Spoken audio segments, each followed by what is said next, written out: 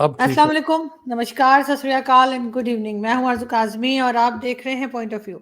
हमारे साथ हैं जी डॉक्टर इश्तियाक अहमद साहब। बहुत शुक्रिया सर कि आज आप आए, थैंक यू। बड़ी मेहरबानी आरजू जी, आपके साथ काम करके हमेशा खुशी होती है। Thank you sir. सर आखिर आपकी वापसी हो गई भारत से, सबसे पहले उसी पे बात कर लेते हैं। कैसा रहा आपका ये विजिट? अ, ज़बरदस्त। पिछले साल भी ज़बरदस्त था, अब सवा ज़बरदस्त रहा है। इतने लोगों से वो मुलाकात हुई, दोस्ती हुई, लोग मेरे वीडियोस देखते हैं। ख़ास तौर पे जैसे आरज़ू काज़मी और आपका जो प्रोग्राम होता है, वो सबसे ज़्यादा देखा जाता है। तो ये बड़ी खुशी की बात है। और कल हम शाम को वापस आए। सो गए थे 2 हफ्तों के लिए, 2 महीने और 5 दिन लग गए वहाँ पे, क्योंकि इतनी इन्विटेशन थी, लोग आने नहीं थे दे रहे। अभी कह रहे थे कि अभी यहाँ हैं, वहाँ हैं, बट अब वहाँ पे इतनी गर्मी बढ़ रही थी और we were actually now exhausted. Some बिल्कुल, ट्रैवल लेकिन सर, करना। जी, सर वो तो मौसम तो ऑलमोस्ट दोनों जगह का एक ही जैसा रहता है, लेकिन जी, फिर भी आपका विजिट अच्छा रहा। बहुत ये सबसे बड़ी बात है। बहुत अच्छा रहा। हाँ जी, जी। और कोई सर, मिसहैप नहीं, किसी ने कोई तंग नहीं किया, मिसहैप नहीं हुआ। और लोगों ने हर जगह वेलकम किया। जहाँ-जहाँ वो पब्लिक मेरे साथ डिस्कशन हुई, हॉल भरे हुए थे। बड़ी अच्छी एक्सचेंज ऑफ व्यूज़ भी हुई, क्रिटिकल व्यूज़ भी मैंने सुनी, उनका मैंने जवाब भी दिया। सब कुछ बड़े एक सिविलाइज़्ड ब्रादराना माहौल में हुआ। ये खुशी की बात है। बिल्कुल ठीक, लेकिन सर साथ ही दुनिया में बहुत कुछ और भी होता रहा उसमें। हमने देखा कि ईरान की तरफ से कहा गया कि उन्होंने जो है वो इसराइल पे अटैक किया, और अभी कल से ये खबर भी चल रही है इंटरनेशनल मीडिया पे, जो कंफर्म नहीं है, लेकिन ये कई लोग जो है वो उस पे बात कर चुके हैं कि इसराइल ने भी पलट के ईरान पे अटैक करने का क्लेम किया है। ये टेंशन आपको बढ़ती हुई लग रही है ईरान और इसराइल की, या ऐसा लग रहा है कि बस ये वैसे ही नूरा कुश्ती हो रही है? देखें, इसके ऊपर कोई हतमी राय देना गलत होगा, क्योंकि हम तो एक ओवरऑल असेसमेंट ही कर सकते हैं। मेरे ख्याल से वो जाएँगे टिट फॉर टैट। सबसे पहले इज़राइलियों ने उनके 2 अपना जो हैं ये डिप्लोमैटिक स्टाफ के लोग मार दिए। उसके ऊपर फिर ईरान ने रिएक्ट किया। अब आप कह रही हैं कि एक उन्होंने भी स्ट्राइक की है, लेकिन ये लिमिटेड स्ट्राइक नज़र आती है ना, वरना तो टोटल वॉर हो जाती और फिर सारी दुनिया को उसका एक और किस्म का उस पे एटीट्यूड लेना पड़ता। तो ये दोनों साइडें महल, उसे कहते हैं eyeball to eyeball, कि दोनों की आँखें मिली हुई हैं, कौन पहले आँख झपकता है, इस किस्म की सियासत मुझे नज़र आ रही है। As a piece lover I would hope कि ये यहाँ पे ही ख़त्म हो जाए और ये सारा जो टेंशन बिल्ड हो रही है, ये डिफ्यूज़ हो जाए, वरना मिडल ईस्ट जो है वो एक्सप्लोड कर जाएगा। हाँ, with so much killing, so much destruction. मगर सर, जो बड़ी हुँ, कंट्रीज हैं, चाइना हो गया, अमेरिका हो गया और कई दूसरी कंट्रीज, ये खामोश क्यों है? ये जो चल रहा है ईरान और इसराइल को लेके, उससे पहले खैर इसराइल और फलस्तीन का भी था, लेकिन ईरान और इसराइल पे तो बोलना चाहिए कुछ इनको। देखिए, यूएसए जो है वो तो इज़राइल की सपोर्ट करेगा अगर जंग शुरू हो जाती है। There are no two views about it. लेकिन आई आई एम श्योर कि ईरान की चाइना उस तरह मदद करने को नहीं आएगा। तो ईरान को नुकसान ज़्यादा हो सकता है। China does not fight the Wars of others, समझ लें। और इज़राइल की जंग जो है वो अमेरिका ही हमेशा लड़ता है, चाहे वो इज़राइल नज़र आता हो लड़ते हुए। ये दोनों में एक एसिमेट्री ऑफ पावर भी है ना, या कमिटमेंट आप कह लें। अगर इज़राइल कहीं भी देखें ना, 67 वॉर, 73 वॉर में तो अरबों का अपर हैंड था पहले हम्म। 1-2 दिन, उसको रिवर्स अमेरिकन्स ने करवा दिया। और फिर गाज़ा पे पहले भी अटैक हुआ है 2014 में। अब तो जितना बेदर्दी से नेतन्याहू ने ज़ुल्म किया है वहाँ पे गाज़ा के लोगों पे, ठीक है, हमास ने ये शुरू किया और बहाना मिल गया नेतन्याहू को अपना इस किस्म के हमला करने का, इसमें कोई शक नहीं है। और हमास को भी शायद ईरान ने शह दी हो। It's very likely, but one can never speak with certainty, ठीक है। लेकिन अगर ये जंग बढ़ती है, तो अमेरिका तो इज़राइल के साथ आएगा। But I can almost bet my कि China will not come the same way to defend Iran. I don't think so. But one can always be proven wrong. मैं तो अपने पास्ट एक्सपीरियंस का जो पावर बैलेंस और जो China की policy आज तक रही है, वो किसी और की जंग में डायरेक्ट हिस्सा नहीं लेते। ठीक है? ये फ़र्क बिल्कुल। है। और इज़राइल की कोई जंग ऐसी नहीं जो अमेरिका ना लड़ रहा हो। ये दोनों में फ़र्क है ना? बिल्कुल सही, लेकिन सर काफ़ी टाइम हो गया है इज़राइल और फ़लस्तीन या हमास के बीच में भी जंग को, और वो भी रुकने का नाम नहीं ले रही। अब तो लोग बाकायदा, जो पहले थोड़ी बहुत हमदर्दी कर रहे थे इज़राइल के साथ कि पहले हमास ने अटैक किया था, अब उनकी सोच भी बदल चुकी है, वो भी तंग आ गए हैं जिस तरह से वहाँ से फुटेजेज़ आती हैं। तो ये बड़ी कंट्रीज़ जो हैं वो रोक तो सकती हैं, अमेरिका ख़ास तौर पे, तो अमेरिका तो और शह दे रहा है। वो क्या आपको लग रहा नहीं, है अपने वही ना। हथियार बेचने के लिए है या क्या है? नहीं, हथियार बेचना तो एक, वो क्या कहते हैं ना, स्टैंडर्ड पॉलिसी होती है। जी। लेकिन देखें, अमेरिका ने भी वहाँ के लोगों से, वो जो जहाँ पे इन्होंने इतनी बड़ी जमहूरियत बनाई है, वो छीना हुआ लैंड है ना। वहाँ के जो बाशिंदे थे उनसे, उनको नस्तानाबूद करके, उनकी जेनोसाइड करके, तो फिर इन्होंने अपनी तो किसी कहीं जाके लोगों का मुल्क उनसे छीन लेना, ये तो यूरोपियंस की बड़ी पुरानी आदत है। तो इज़राइल के साथ कल्चरल रिलेशंस वो ज़्यादा मानते हैं, लेकिन very interesting, second world war तक ये आम था अमेरिका में भी कि that the Jews are not part of Europe. हुँ। ये जुडियो क्रिश्चियन की जो बात शुरू हुई है, ये हॉलोकॉस्ट के बाद शुरू हुई है। उससे पहले तो यहूदियों को, जो लिटरेचर में भी नज़र आता है, वही दर्जा दिया जाता था जो आज अरबों को या किसी और को दिया जाता है कि ये यूरोपियन नहीं है। लेकिन सियासत की जो है ना तब्दीलियाँ, पॉलिसीज़ का बनना, बदल जाना, ये एक आम सी चीज़ है। तो अब तो अमेरिका जो है, उसका देखिए, अमेरिकन प्रेज़ेंस मिडल ईस्ट में वो समझते हैं कि इज़राइल के ज़रिए होती है, क्योंकि Israel can not do without American support. लेकिन अरबों पे उनका एतबार नहीं, ईरान के साथ उनका झगड़ा है, तो वो इज़राइल को सपोर्ट करेंगे अगर जंग आगे बढ़ गई। ये I can give you 100% guarantee. Will China come to the aid of Iran the same way? I don't think so. तो ये दोनों चीज़ों को अगर आप ज़हन में रखें, तो मेरे ख्याल से ईरान के इंटरेस्ट में ये है कि ये जंग आगे ना बढ़े। यहाँ मगर सर पाकिस्तान के इंटरेस्ट में क्या है? इसलिए कि पाकिस्तान ईरान के साथ पाइपलाइन पे गैस पाइपलाइन पे काम भी करना चाहता है, लेकिन साथ साथ अमेरिका से भी, आईएमएफ और वर्ल्ड बैंक से भी पैसे ले रहे हैं। तो अमेरिका तो कभी नहीं चाहेगा, अमेरिका की तरफ से कहा भी गया है कि अगर पाकिस्तान ने गैस पाइपलाइन पे ईरान के साथ काम किया, तो पाकिस्तान को भी सैंक्शंस देखनी पड़ सकती हैं। तो इस वक्त पाकिस्तान काफी मुश्किल में दिख रहा है। नहीं, पाकिस्तान की मुश्किलें जो हैं, वो ईरान इज़राइल की जंग के बगैर भी उतनी अपना क्या कहते हैं, इम्पॉसिबल थी हैंडल करने की। हमने तो अपने मुल्क का, अपने अवाम का इतना बुरा हाल किया है खुद, कि किसी बाहर के पावर का हमें आके तंग करना, हमें यूज़ करने का कोई मतलब नहीं है। हमारी रूलिंग क्लास के पास कोई विज़न नहीं है अपने लोगों को सर्व करने का, अपने इलाके में अमन कायम करने का, हिंदुस्तान के साथ ट्रेड शुरू करने का। ईरान के साथ ये अभी मिसाइल-मिसाइल जो शुरू हुए थे, मैंने तभी कह दिया था this will not go beyond a point. दोनों ने जो अनवांटेड अपने वो थे ना ग्रुप्स, उनको उड़ा दिया, और वही हुआ है। तो अंडर हैंड जो सियासत होती रहती है और जो पब्लिक स्टेटमेंट्स होती हैं, उनमें बड़ा फ़र्क होता है। तो पाकिस्तान की मुसीबतें जो हैं, वो क्रॉनिक है, यानी दे आर एंडेमिक, वो पाकिस्तान के सिस्टम के अंदर बिल्ट है।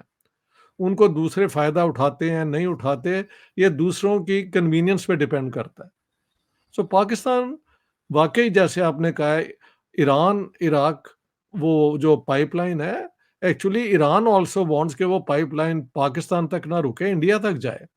क्योंकि जो बड़ी मार्केट ईरान को मिलेगी, वो तो इंडिया की मिलेगी। इसी तरह रशिया भी जो पाइपलाइन लाना चाहता है, वो पाकिस्तान तक नहीं रुकना चाहता।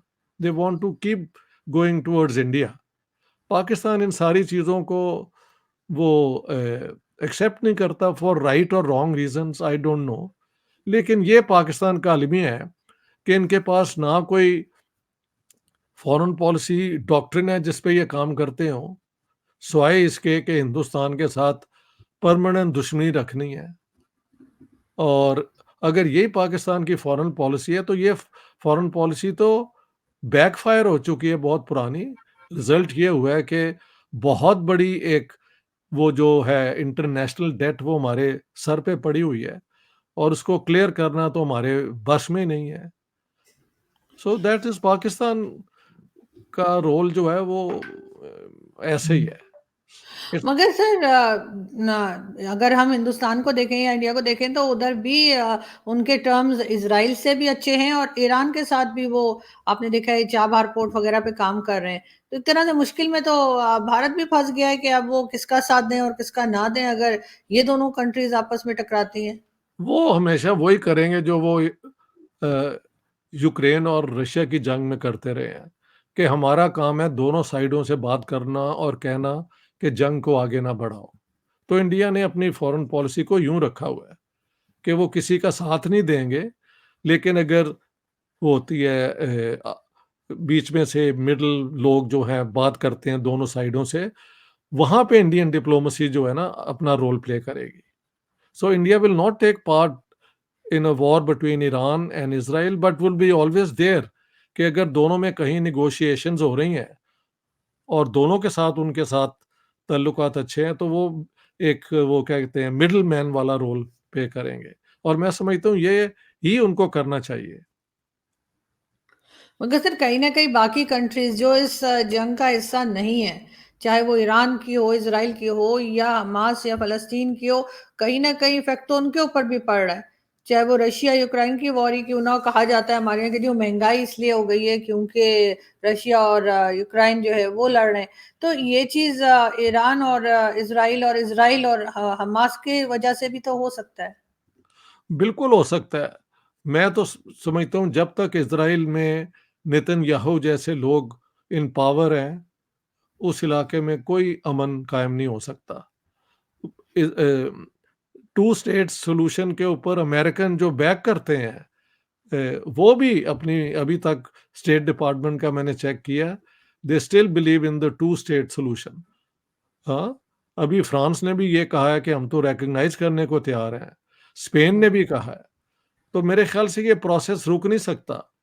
नेतन्याहू जैसे जो है ना कि सारा ये लैंड ही अल्लाह ने या गॉड ने यहूदियों को दिया था, ये इट्स एन एब्सर्ड लॉजिक भाई। इस तरह वो नहीं कह सकते जो रेड इंडियन बेचारे हैं कि ये सारा तो लैंड हमारा था, इन्होंने यूरोप से आके हमसे छीन लिया, तो किस-किस का पुराना राइट जो है वो वापस करेंगे? And why did God promise only to the Jews? Why?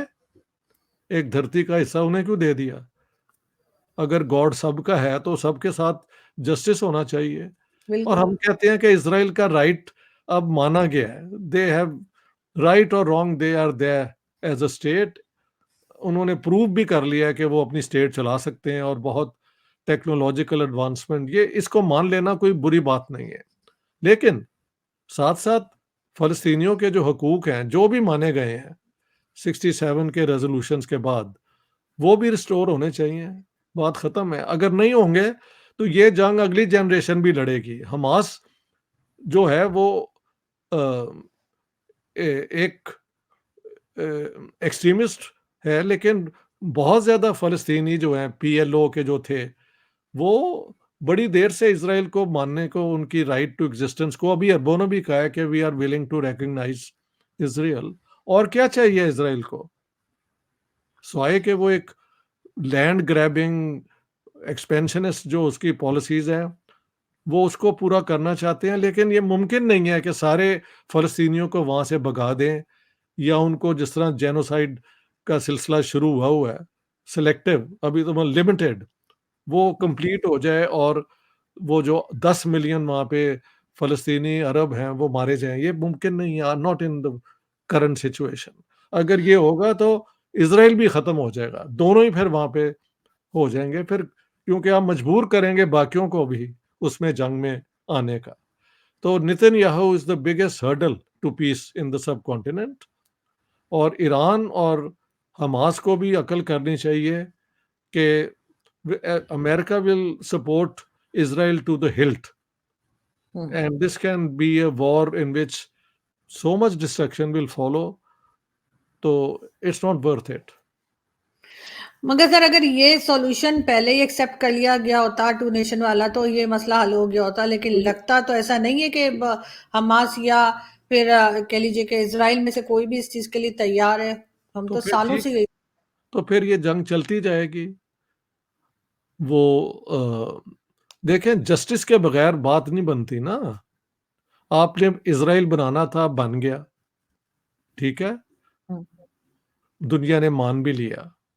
हालाँकि जब ये बना था, वो सारे एशियन मुल्कों ने उसको जनरल असेंबली में सपोर्ट नहीं था किया, सिर्फ़ यूरोपियंस ने किया था। बाद में बाकी मुल्कों ने भी मान लिया, चलो ठीक है। हाँ जी, both India and Pakistan voted against Israel, this is all on record. लेकिन अब जो करंट बीजेपी गवर्नमेंट है और नेतन्याहू की बहुत क्लोज़ दोस्ती है। लेकिन फिर भी अरबों के साथ भी उनके रिलेशनशिप आप देख ही रहे हैं, बहुत अच्छे हैं।